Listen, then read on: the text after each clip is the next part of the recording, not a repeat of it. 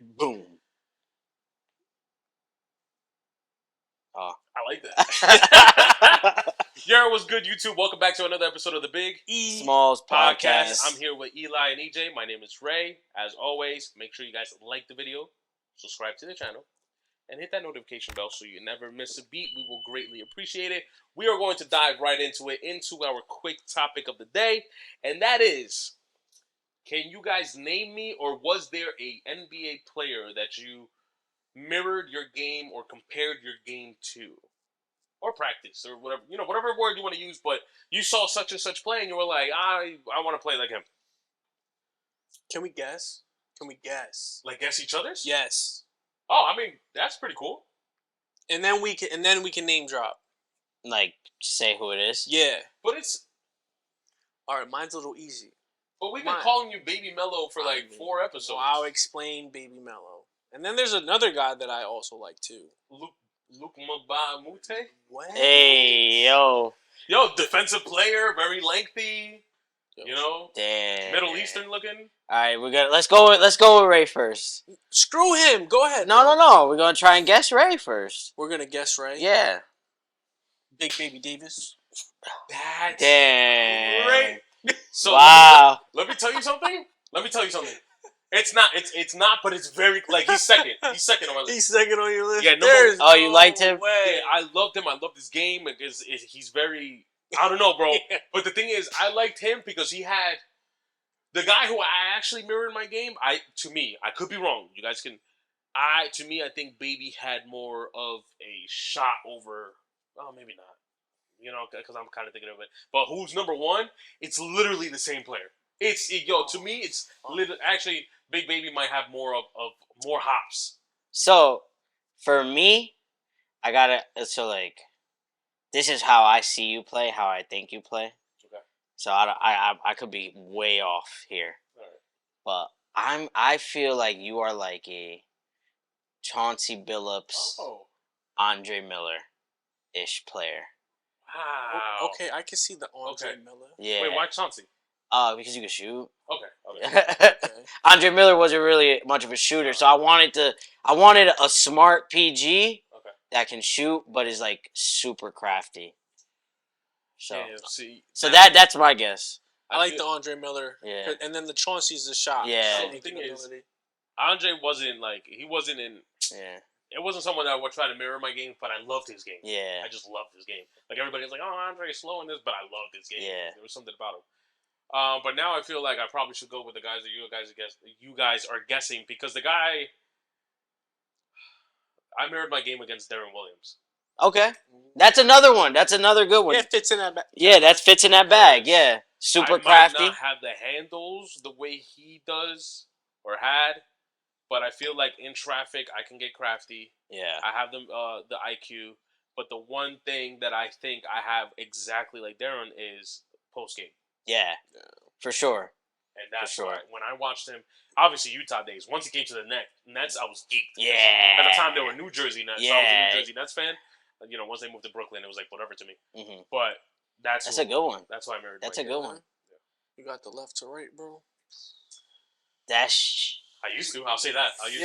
Yo, that's a good one though, bro. Darren Williams, and then that's why. Yo, but that could be your archetype, like that Darren Williams, Chauncey Billups, Andre Miller. I feel like that's like you. Nah, to me right now, you hit it on the mark, because I do see the Andre Miller side, and obviously the whole shooting with Chauncey Billups. I think that's very perfect.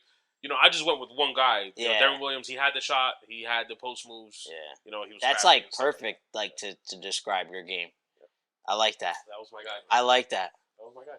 Next. Nukes. You're tough. Because it's like, especially in that era, that Darren Williams era, there's a lot of people I feel like. Listen, this is how I'm gonna put one aspect of your game. Mm-hmm. Because you do have this left-right that I'm just like, interesting, right? And that little left-right you got is very Tim Hardaway-ish for me. Very Tim Hardaway-ish. But you can shoot. And I don't know where I could compare you to that. Like, I don't know. I mean, you made a good point with Chauncey. Mm-hmm. I don't think, I don't think you would accept if I brung in like Steph Curry. Like I don't think. Nah. So I don't really know. I was Steph before Steph. It's like, nah. Nah, you were. You know what I'm saying? Like I really don't. Actually, okay. You know what? You know what I could. I got it. I got the two guys. All right. Your left, right. Just your left, right. Uh-huh. Not any of it, because you have a Yeah. you have a bag. You have a bag. But your left, right, very Tim Hardaway. The rest of it, and you're gonna like this because you can shoot, right? You got the IQ, and then you have other things in your bag, and you can finish. I'm gonna have to say Kyrie. Don't do that, bro. I'm gonna have to say Kyrie. No, but I'm gonna have to. Yo, you're all booty. I'm gonna have to. But I do like it. But that's what I got. I'm combining those two, and I like I said, I'm only bringing Tim because of the left right. Your left right is kind of deadly. Yeah. Your left right is kind of deadly. Damn. I want to say you kind of shoot like in the shooting aspect with form shooting. I'm gonna say it's up there with Ray Allen. Okay. Because you shoot it lights out, Mm-hmm.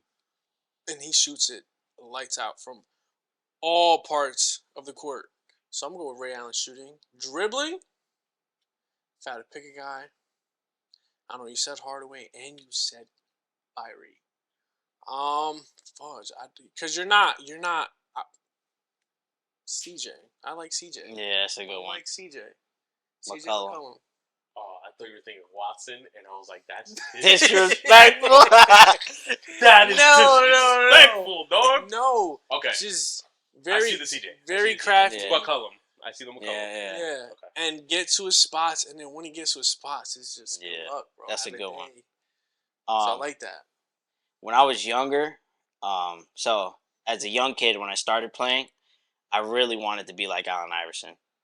So that's why, like, I was literally like trying to jump into people's chests, finish crazy at the rim, floaters and stuff like that. And then when I started like hooping, and I was like, and coaches were like, all right, dude, like you're not gonna be. They used to always be like, yo, you play like you're 6'5", but you're not gonna be 6'5". You're gonna be like 5'2", 5'3". So they're like, you got to be a PG. So once I started like turning into a point guard, a person that I always wanted to play like was Chris Paul. Okay. That's who I wanted to be. I wanted to be CP. The Hornets. Yeah, definitely. Like New Orleans CP. Yeah, he was a dog. That was my guy. What I used to always do the throw out, the spin throw out on the fast break. That was mine. So yeah, there was two guys I was gonna guess, but I just think you have a better shot. Well, your archetype like a better shooting than those two guys. But then I can say like, as after high school and college was when I really like started like flourishing and like you said, like being able like shooting more. Because when high school and when I played a little bit in college, I had to be a PG. Couldn't score. That wasn't my job. So like I wasn't really shooting as much as I do now. Yeah. So now it's like, dude, I'm out here trying to get a buck. You know what I mean? So like, forget who's there. Yeah. I don't care who's with me. He checks at half. Oh yeah, for sure. So CP was definitely my guy. I love your guys' comparisons though. This guy. He's funny. No, but CP3 and I had AI, but like I said, I just think you just shoot. Nah. I had a better clip. All right, don't say Baby Mello. Don't go there. Just Mute. My boy, bro. Tony Kukoc. Tony Kukoc. Stop playing. He's tough. Nah, Tony was tough. He just played with 3 other tough ass. Yeah, ain't nothing you can do about it. It's just how it went. It's like nah. My boy E. Nah, let's keep it real. When I first saw Eli play, I thought he was more like a motherfucking I don't know. Eli when I first saw him play, really was just like super heavy left. Could shoot the ball. Didn't really like try to really put it on the floor, but could put it on the floor if he needed to. I used to always tell Eli he gave me like a little like a watered down version of Lamar Odom. Always. That was because like he could move. He was super skinny. He wasn't like this. He wasn't like this. So he was always moving, getting rebounds, laying it up. And once he got hot and he started shooting, it was over. It was over. Bro, it's tough because I'm going by it. Now. Yeah, because I don't know you from that time. You know what I'm saying? So the thing is, your defensive game, I really like. I know I joke around about it because you're kind of a wing guy. So I see you in the Mbamute. I see you in the Ariza. Nah, I get it. Ariza, like, you know, I see you there. But then offensively, especially like, all right, at first, when we first started hooping offensively, maybe because it's us three, so we're kind of the guards, and you got to kind of play down low. You were reminding me a little bit of like a LaMarcus Aldridge. I'm gonna be honest. Like you were in the block, you know, you can move out a little bit, kind of, you know, maybe like a Chris Bosh's. But recently, man, you got that PG in you, bro. I'm gonna be honest. I like you got PG. that PG. PG like offensive game. That defense, I'm gonna have to give it to like Ariza. I'm telling you. Yeah. You're a little my in that. My boy locks in defensively. I will say this though. Maybe like a Shumpert.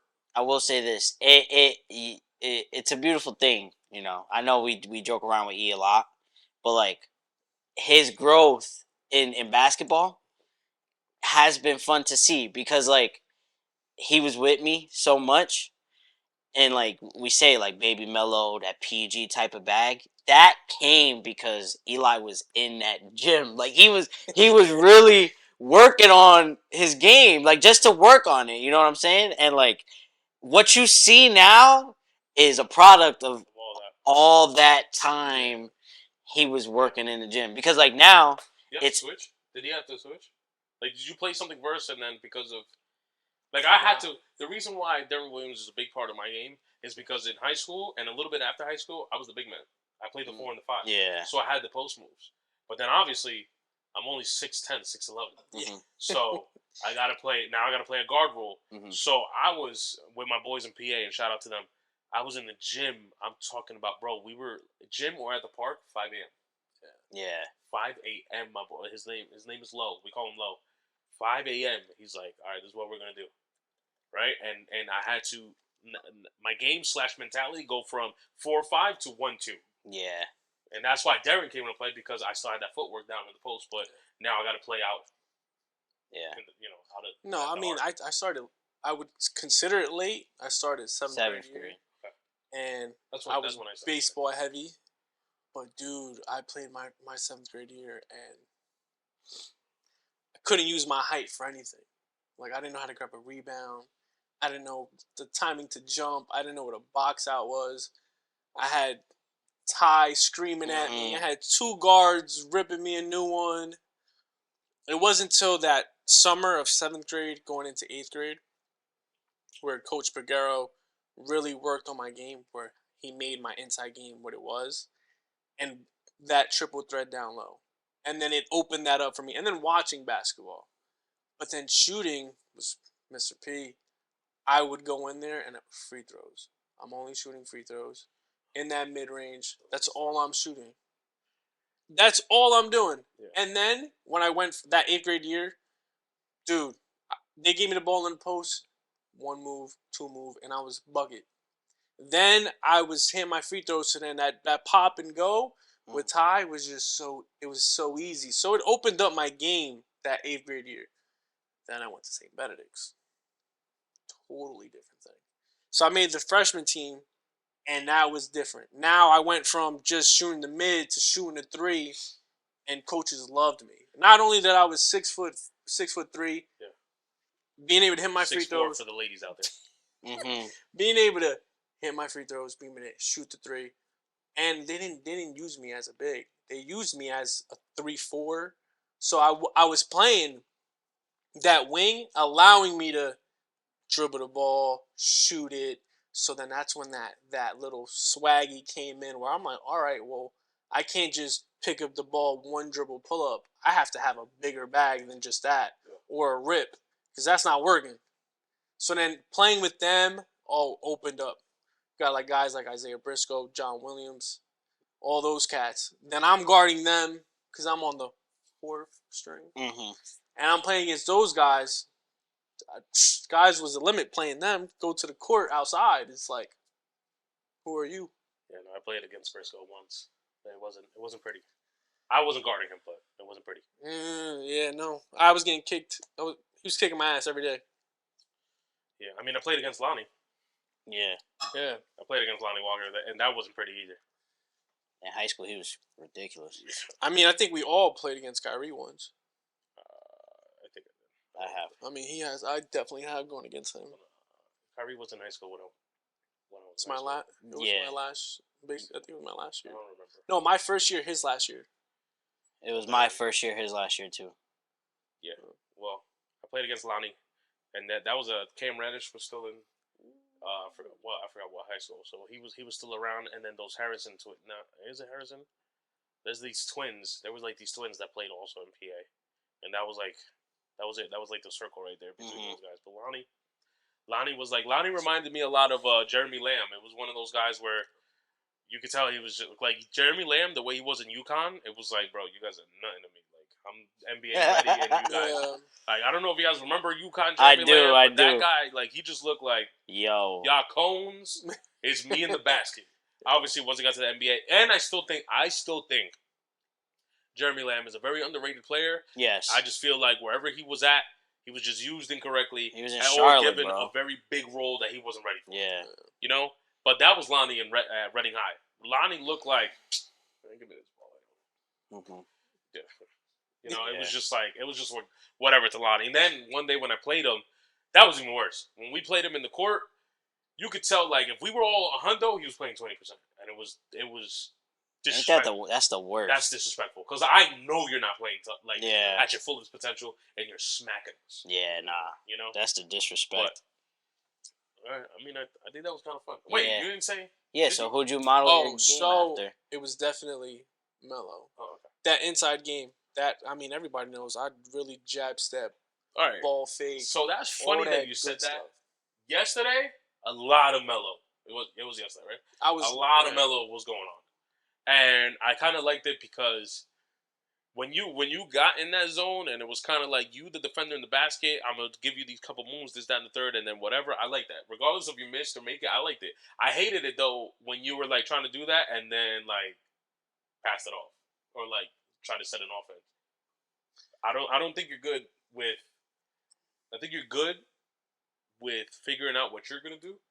I don't think you're there yet with the whole. Well, what I'm gonna do if I now bring in the second defender, I don't think you're there yet. You know what it is? It's kind of like forced. It's not something that I want to do. Like, I give the ball out because it's sort of forced in the sense that, like, when I got down there, he said it best off camera. When I got down there, went downhill, put my shoulder through Jay, and laid the ball up, it was like, all right, well, he can't do that again. We got to send three. And the thing is, like, what do I look like when I got a guy on a corner and I got a guy to my opposite wing and I don't pass the ball up? Like, to be honest, I would go ahead and go off glass, but it's like the right play is to go that way, even though I feel like if I bring that sucker back out and go for a pull-up. I could teach you something that can combat that, but I'll tell you off camera. Ooh. Because I think in the game plan that we had, it worked because you picked up your dribble. Every time. Like, but if you didn't pick up your dribble and then I tell you what I'm going to tell you on camera to do, it doesn't matter if all three of you collapse, you're still going to create that space. He's right, though. That's the only difference. Because I was trying to make the right play. Mm-hmm. Yeah, sort of. Yeah, I mean, if that's what you want to word it. The way I see it is because you picked up your dribble and now you're linear. Basically, what I'm saying is you picked up your dribble. Now you got to do this move. If we collapse, you got to pass. If you kept your dribble, you could do the counter that I want to tell you, and now it's kind of fair game. Yeah, I think that's just an aspect of your game that's the next part of your game that you have to develop. Yeah. Is like you have your move, you have your counter, but you don't have nothing after that. Yeah. You're either gonna kick or you're gonna pick up and you're gonna try to score. But if you keep your dribble live, now you can counter to your counter. Yeah.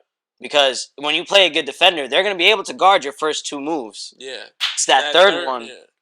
They get you open. Yeah. Iman and Kobe. Yeah.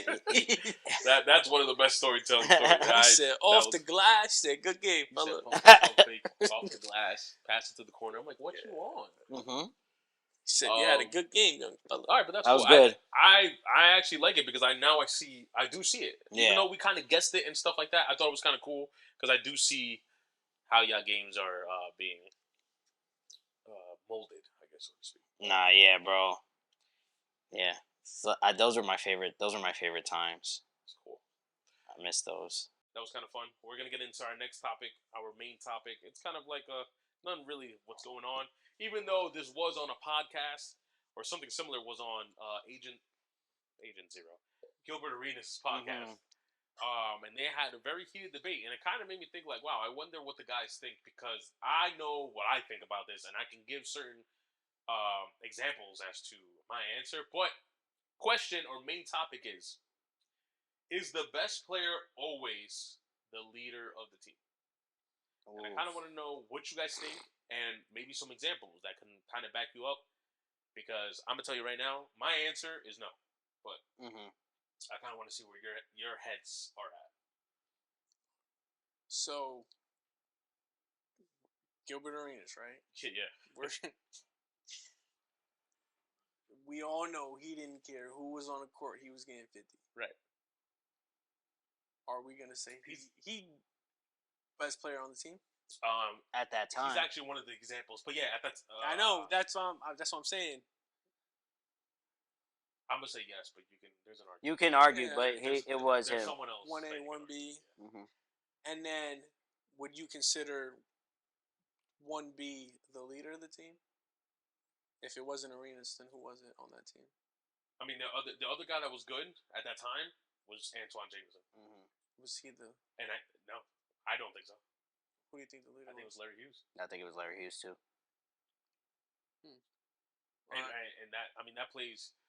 Well, that was before Cleveland, but that's after 76ers. So that's experience Larry Hughes, finals Larry Hughes. Now you're with a promising Agent Zero, a promising Antoine Jameson. You can still do what you do, but you're not. I mean, technically in Philly, he wasn't the number one option either, but he was one of the options. You know, in Washington, it was pretty much Agent Zero or Antoine Jameson.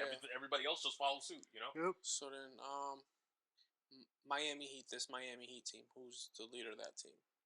Which one? This past year. This past year, who's the leader? Yeah. I would say UD. That's a toss-up because I think it's two people. Again, I think it's two people, and I think it's two people depending on the scenario. I think it's Jimmy or Kyle Lowry. Kyle Lowry. But I think like Jimmy might be like the leader, but Kyle, I think he's like the vocal leader. Like I think Kyle like gets dudes riled up, gets dudes together in the huddle. Like I think that's Kyle. I think Jimmy's kind of like. I mean, we've seen what Jimmy did with the Timberwolves sure. and what he had to practice. Now, I'm not going to compare what he did in Minnesota, what he's doing in Miami, but what he did in Minnesota was not leadership, in my opinion.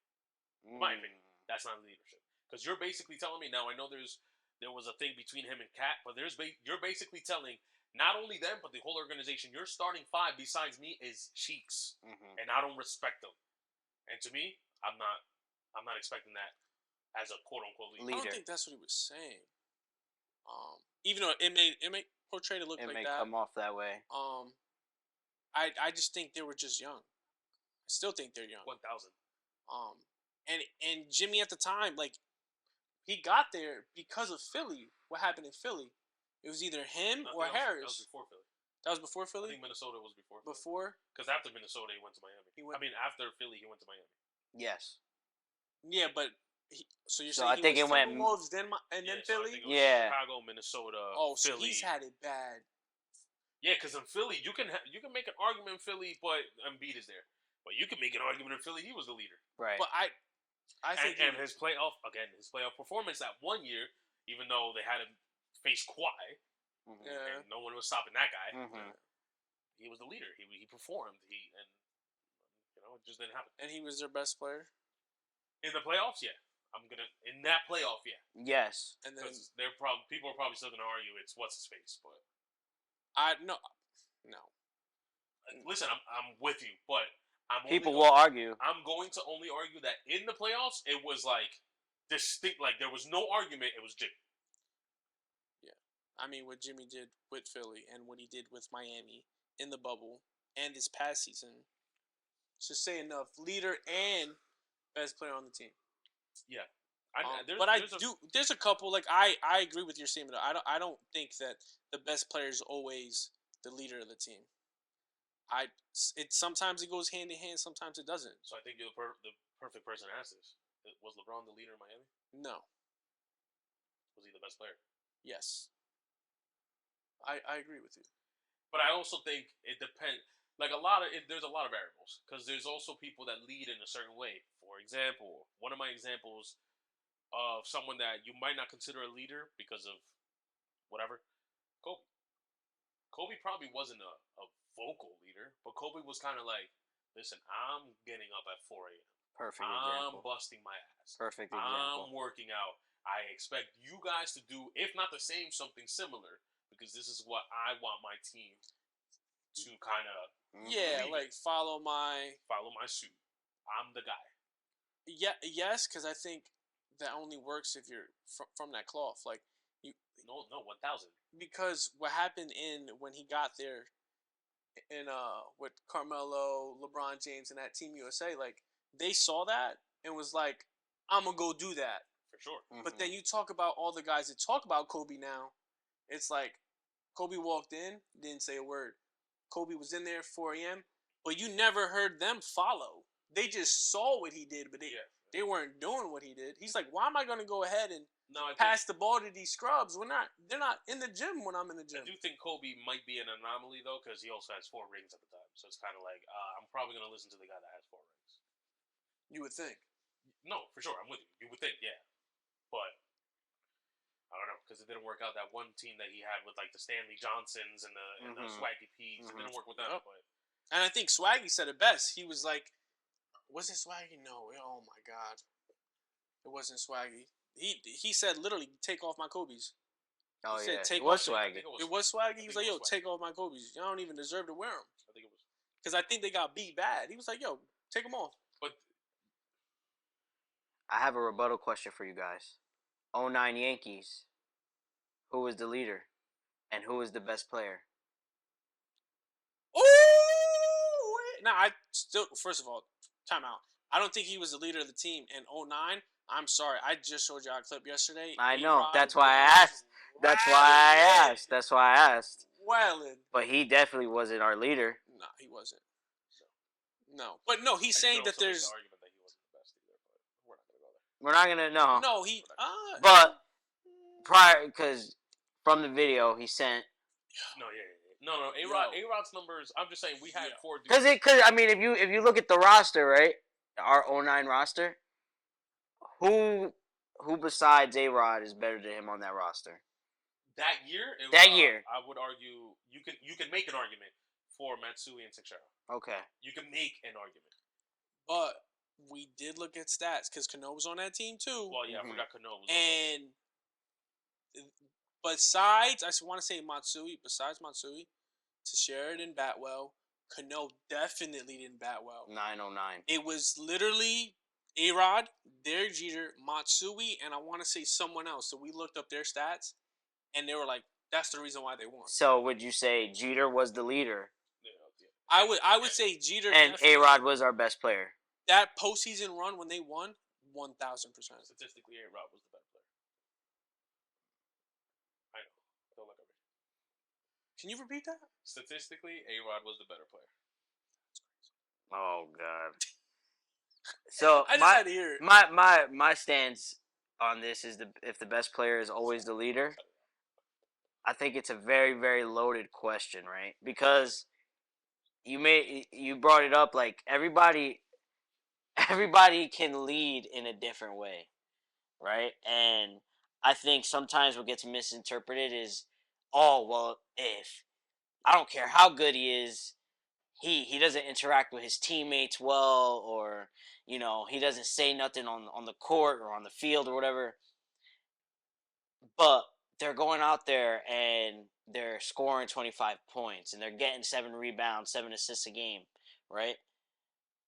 How come them doing their job at a high level, which is competing and playing well at a high level, how come that is not taken as leadership? But the moment I speak up and say something, or I talk to a teammate, or I say this to that, that's considered leadership. You know what I mean? So like to me, sometimes like it's like a gray area because I feel like the '09 team.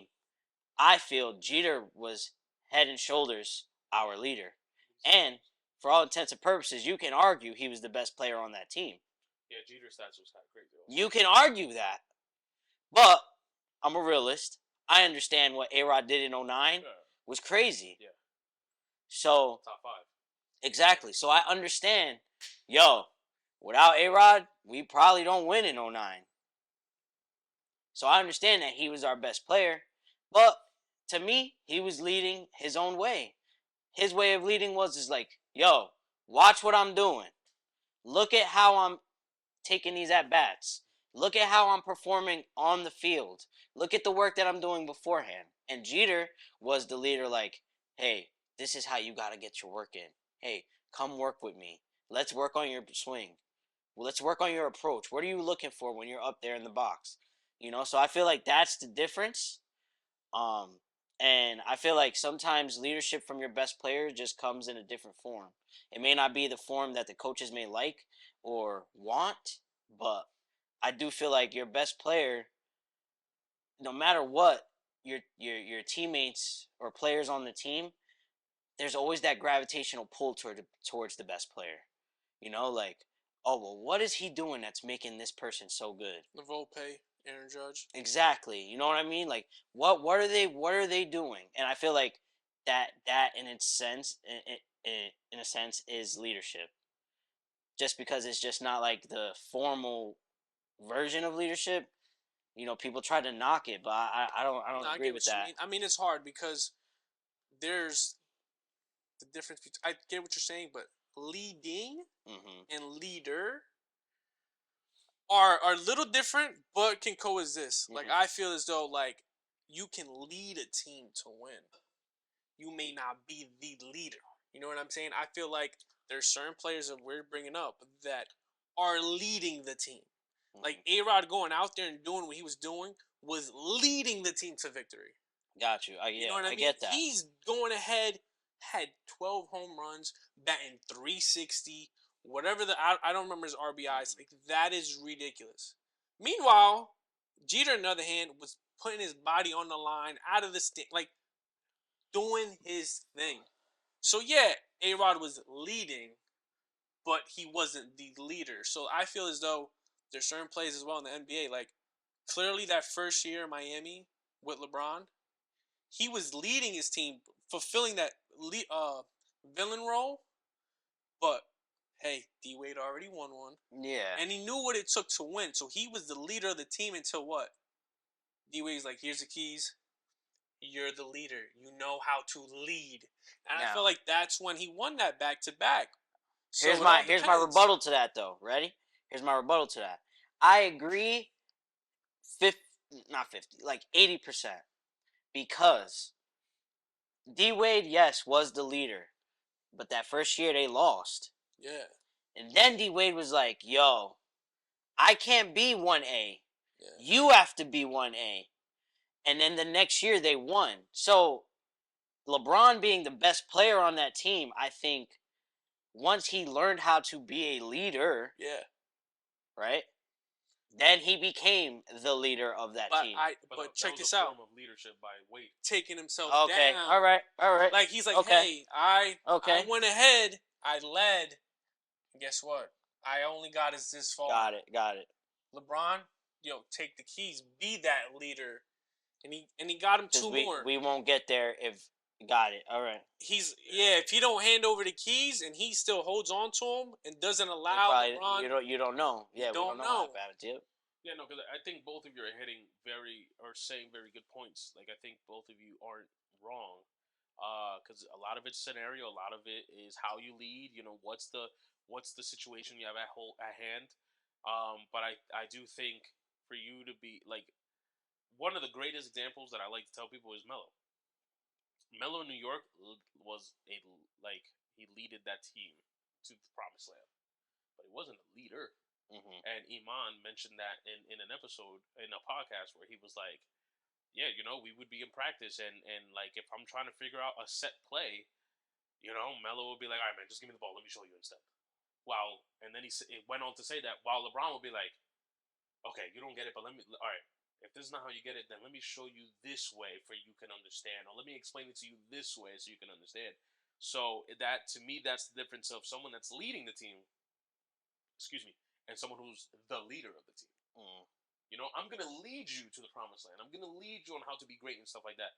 While LeBron is like, I'm a leader. Let me show you. Let me lead you to being a way better player than you can be. Tap into that potential. Same thing with Wade. Wade was the leader, and like, all right, you know what, bro? I think this team has to be yours because we're not gonna make it anywhere if I'm still that guy. I'll be that guy out in your shadow. But you've learned what you had to learn this season. Unfortunately, we lost in the manner that we lost. But now I'm gonna give you the keys because you learned what you need to learn, and now you have to take us there. Mm-hmm. So I don't know. It is a tough question, and I think this is why I wanted to ask you guys because it just all depends who you are, what's the scenario, and all that fun stuff. Because it's like I can ask like Steve Nash probably leads teams, but he's not a leader.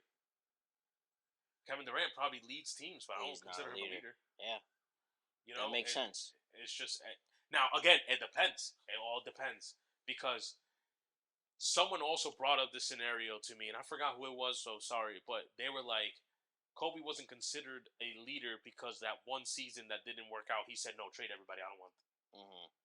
But then, does that make him not a leader? That his teammates didn't want to follow what he was showing? No, I get that. I mean, I think he's a leader. I mean, look what he did in 08 or 09 and 2010. Right. So. But like I said, he's an anomaly because it's just one of depending on who it is, though, obviously. Because there are stubborn kids, stubborn players. They're probably going to enter the room like, man, why am I listening to this guy? But then there's people like, I'm going to say for me, I'm not going to say, but even though I think you guys will, if I'm in a locker room with Kobe, it's freaking Kobe Bryant. You got, at the time, 4 NBA championships. Like, what are we doing? Accolades. Yeah, you're my leader. Like, I'm not about to fight with you, bro. I mean, I saw something today. Dwight had something to say about Kobe and LeBron. He's like, hey, what's the difference with working with Kobe and LeBron? And remember when he played with Kobe, he was a lot younger. Mm-hmm. He was still young and athletic, but he brought up that he mentally wasn't there. Mm-hmm. Mentally, he wasn't professionally ready to play with Kobe. Right. And he was like, hey, like, at the time, I didn't realize because I was so young. I thought I was still the guy. I was still the man. I'm working with Kobe Bryant. That I'm him. I'm up and rising. And Kobe's like, I only got a little bit left, young buck. Like, get it together. So he said he learned after the fact that those years with Kobe and how different the gap was in age and mentality with him. He said if he would have knew that earlier, he would have understood a lot more and would have been present. But obviously, things off the court led to other things. But then he said working with LeBron is, everyone seems to say that nurturing that guy who's going to bring you out of your comfort zone and break everything down for you is special for him in his regard. Making sure the whole team, the whole 16 or 18 players that are on that squad, making sure that everyone's accounted for, everyone is present. And I feel like that was a difference between LeBron and Kobe. So I like the way he broke that down. Yeah. And I mean, we could just keep going because, like, for example, Boston, you can argue that the leader was Marcus Smart. He's not the best player on the team. Oh, yeah, 1,000%. You know what I'm saying? Yeah. So, but, he was a leader because of his play, of his vocality in the locker room, the way he hustles. But he's not Jason Tatum or Jaylen Brown. Yeah. 08 Celtics. Is KG's the leader of that team? Okay. Or no, bro, because he should have won. I'm sorry. He should have won that freaking. He should have won Finals MVP. He should have won. He would have. He that year was the best player and the vocal leader of that team. Yeah, for sure. I just felt like he got snubbed. Total offense to freaking Paul Pierce. Not a fan of you. Yeah, sorry. D Wade all the way. By the way. Oh man. I'm just saying. Yeah, I mean, but Paul in his own right that year was going bonkers too. Him and Kobe were going at each other. I know. I could even argue though that we have to throw Rondo in there. Yeah, you have to throw Rondo in there, bro. That's a And they mentioned it. He's a bona fide leader. They've all mentioned that, and we can say that is a bunch of hoopla because come on, bro, it's freaking Paul Pierce, Kevin Garnett, and Ray. Yeah. But they all said that without Rondo, they weren't doing it. Yeah, I mean, I remember watching those playoffs, and I loved Rondo, bro. What? My only signature move. Yeah, bro. Like, and I'm like, yo, this dude's doing this, and he can't shoot. He's killing, and he can't shoot. Yeah, no. It's crazy. Before 09. No, Kyrie was already in the league in 09, right? No, he ain't coming till 11. That might have been the best finisher before Kyrie, bro.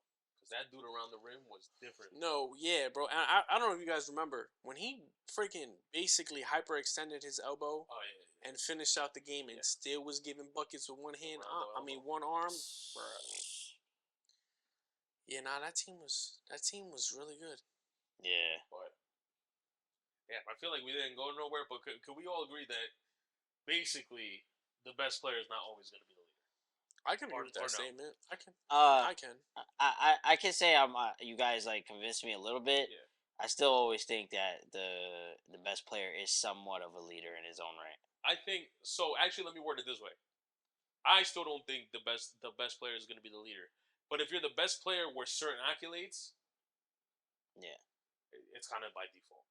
I mean, to your point, it says always. Would you consider the best players always? Because that's the question. Yeah, no, not always. But I do know I do get what you mean, because it's not always going to happen. But majority of the time, they may not have to speak. They just lead by example. I mean, and that's their sort of. KD was the best player in those Golden State years. Yes. So they won the chip? Yes. Do you think he was the leader? No. We all know who holds that team like a glue. And there's someone else. Jordan Poole. It's like, nah. No, that pool dried up for them. Oh. For Golden State. I don't know. I saw. Man, maybe I'm growing. I saw an interview with Jordan Poole. And I'm like, see, I like this side of him. Oh! Cut it out. Yes, sir! Come on! He was a little bit more mature. I was like, okay, I kind of like this. Let's go! After one punch, he's more mature. I don't get it. One punch in a year and a half, maybe. I don't know. His dad was like... A year and a half and probably... You know what it probably is? He's probably like, damn, like, if I would have just put my pettiness aside, I'd still be at Golden State. And now I'm in Washington. Yeah. And the thing is, like... Bro, he could have hung it out there, bro. He could have been him. How many years has Curry got? Stop! Oh, God damn. Cut it out. I had to. That one was correct. That one was wild. That one was flagrant one, brother. That was bad. If he would have just stood... How many more years does Curry have? Curry? I don't know. At this level, 2, 3. 2, 3? Playing? How old is he? 36? He might make it to 40. Yo, he could play forever. No, because then he can just become a starter. Yo, what? No, yes. Could you imagine? But Jordan Poole, you can't wait 2-3 years to then be him? Nah, I just think, bro, like, he's a young kid. Like, Jordan? Yeah, like, do you remember how we were? No, I know, but I'm just saying. I probably would have said something crazy to Draymond, too. No, like, yo, you always talking, and you shoot, like... The thing is... Yeah, but I don't think he was like that, though. He was chirping. He was the one chirping. I know. When I was younger, I was very zip. Now, you might hear me a little bit. Nah, I was talking hellish, man. What? Him? Stop it. Yo, that was also because of other people. Like, other people want to talk. I'm like, all right, we'll play some fence. And after this, we can end it, right? someone in the same interview they mentioned this to Poole, and he, obviously he's gonna agree. Do you consider Poole a crafty player? Or one of the craftiest players in the NBA? One of the craftiest players? Well, I wouldn't say craftiest, but I would say like he's his bag is deep. All right, like he's not top 5. No. I can name 5 Probably not, but craftier players than him. Listen, I'm not going back to what I said a couple episodes ago because I don't think so. But they showed a few clips.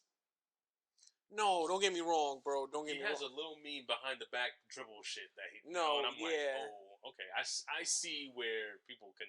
Steph Curry has it. Kyrie has it. Yeah. That's just filthy. It's the whole it's like the hezzy dribble in and out behind the back. Oh, I saw that. Yeah. I saw that video. I'm like, oh. I was like, okay, I see where your head's at, bro. Yeah.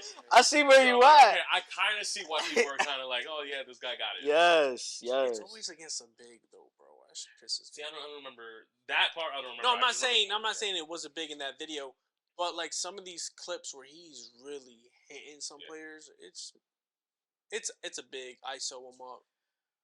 Yeah, I'm still not ready to say but I can understand. No, I can understand after that interview or whatever it was that okay, I get it now. I get it. Nah, don't get me wrong. He's crafty. I'm also glad that you cut your hair because they showed a video of him with dreads. Don't do that again. Yeah, he had like cornrows or dreads. Don't do that again. I don't know what you thought, but I saw he's been working out with KD, so good job. Hey yo, cut it out. All right. I mean, anything else, fellas? Nah, we're good. And I guess this is the moment where we say the quirky stuff, right? And this concludes this episode. But again, if you guys enjoyed the video, please like the video, subscribe to the channel. It will greatly help us out. Show us some love, man. Show us the love. Make sure you guys share the video with your loved ones, with your friends, with your enemies. They might like it too. And if you guys have any questions, make sure you guys let us know down in the comments. If they're boo-boo, you already know who's probably going to answer them. James Harden. Yeah. Until next time, gang, we love y'all. Peace. Peace.